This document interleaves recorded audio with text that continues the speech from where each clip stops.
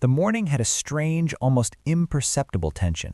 She sat at the vanity, brushing through the soft strands of her hair, pausing occasionally to study herself in the mirror. When she looked over her shoulder at me and said, "At the party, act like you're not with me," her tone was almost casual, almost indifferent, but it landed like a weight on my chest. I didn't respond immediately. I just nodded. "Okay," I said, calm, controlled. There was a faint flicker in her eyes. Surprise? Disappointment? I couldn't tell, and I didn't need to. The drive to the party was quiet. The streets had that early evening stillness, the sky a dull wash of gray and pink. Silence stretched between us, comfortable on the surface but charged underneath.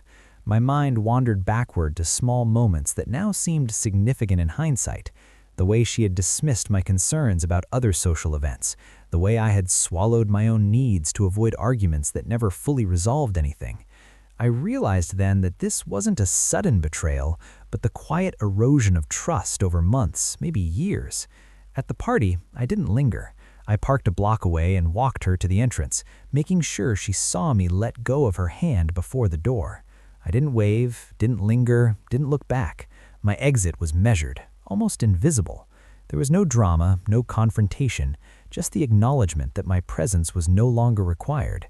The first subtle shift in power was mine, the choice to remove myself calmly, deliberately from a situation where my presence had been rendered irrelevant. Back at my apartment, I went through a ritualistic packing of my things. Not in anger, not in haste, but with a quiet deliberateness. Shirts folded, books stacked, small personal items arranged with precision. It was the sort of calm preparation that only comes when someone has finally accepted that they are leaving something irreparably flawed behind. My internal conflict oscillated between the sting of betrayal and the relief of clarity. I realized that leaving didn't feel like giving up. It felt like reclaiming autonomy, reclaiming the dignity I had surrendered too many times before. Hours passed. Time stretched thin and elastic, filled with silence and the occasional hum of the city outside my window. Then, my phone buzzed. A message from her friend. "Do you know what happened at the party?" I stared at the screen for a moment, letting the words linger, deliberately not reacting.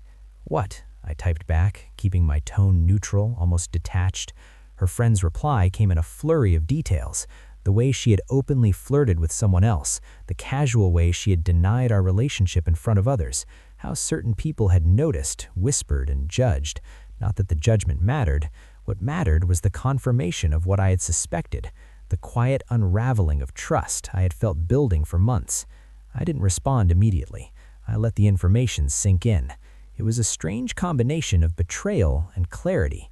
The external world had provided the authority I hadn't needed to demand. The reality of her actions confirmed my own internal reckoning. Sitting there, phone in hand, I allowed myself to feel the weight of disappointment. But there was no anger, no vengeful plotting, just a quiet assessment. This relationship, for all its history, had crossed boundaries I could no longer tolerate. The power had shifted, subtly but unmistakably. The authority in the situation was no longer hers or anyone else's. It was in my ability to respond with calm control, to define my own boundaries, to exit on my own terms. I thought back to smaller moments, the gentle compromises I had made that I had once believed were acts of love. Now they felt more like concessions that paved the way for this moment, this quiet clarity. Memory and consequence intertwined, the subtle, insidious signs of neglect, the casual dismissals, the repeated disregard from my perspective. All of it had led to this deliberate, unhurried departure. By the time the evening had bled into night, I was packed and ready. There was no dramatic confrontation, no final words shouted over music and laughter. The party, her choices, the whispers of friends, it all existed outside my window now, irrelevant to the course I had set for myself. My internal growth was not loud or celebrated. It was quiet, reflective, and complete in its own way. The external consequence, the betrayal confirmed by another's observation, had been acknowledged and rendered powerless by my calm response. I didn't stay awake to dwell on what she might feel or what gossip might circulate. I allowed myself a final glance at the packed boxes and folded clothes, a quiet nod to the life I was reclaiming. There was sadness, certainly, and the inevitable hum of loss, but it was tempered by dignity. No one had shouted, no one had humiliated me, yet in this silence, my authority was unmistakable. I had chosen my boundaries, and in doing so, I had reasserted control over my own life. Later, as I lay on the couch in the dim light, I reflected on what had happened. Betrayal came quietly, almost imperceptibly, but so did empowerment.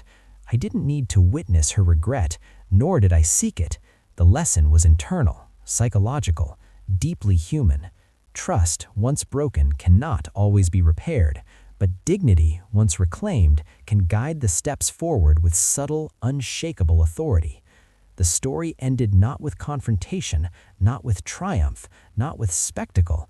It ended with quiet reflection, with a deliberate act of leaving, with the knowledge that my emotional integrity had been preserved. The party, the betrayal, the whispered confirmations from another, it all existed, but I no longer inhabited it. The night stretched on, and in the quiet, I felt a calm dignity that no betrayal could touch, a restrained empowerment that needed no acknowledgement.